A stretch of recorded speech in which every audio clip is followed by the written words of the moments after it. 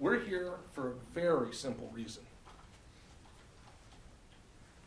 Republic Services knows that on average a pedestrian is killed every 111 minutes.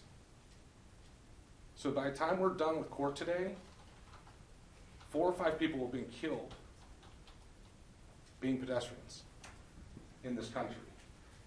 They also know that if their truck hits somebody, it's probably going to kill them.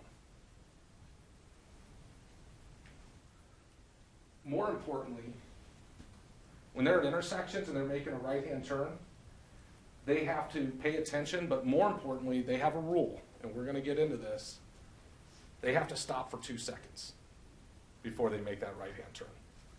And there's some commercial truck drivers that know the Smith system, get the big picture that was talked about in jury selection. And what that means is when you get to that intersection, before you make your right-hand turn, you stop for 2 seconds, you get the big picture, see what's going on, and then you decide if it's safe to move or not move. In this case, we're going to see in just a few minutes, this truck never stopped. It just comes up to the right, slows down enough to make the right-hand turn, and runs over the girl in the crosswalk. My client, 11-year-old, Jazmin Espana. We see this board here. These are their training materials. The plaintiff didn't make these. These are their training materials. Let's look at these for a second. If you're alert today, she's alive tomorrow. Look out for the little kids. They tell them, watch out for me. They know. Green means go for them too. Now in this case, it's kind of interesting because at the scene of the wreck, the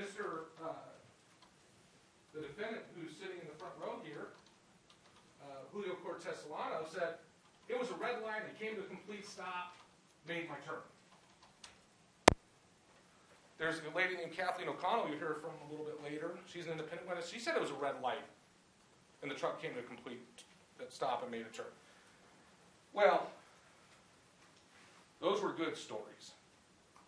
The problem is there was a video that the neighbor caught the wreck on. And so that story fell apart real quick. The evidence is going to show that. So now they're coming into trial, and they're going to say, oh, no, it wasn't a red light. I know I said it was a red light. In fact, the passenger in the car, Daryl Bryant, also said it was a red light, under oath. And they're doing this to blame an 11-year-old girl because the only thing that could have justified running her over was making a right-hand turn on a red where she was going on the red. She didn't have the right of way.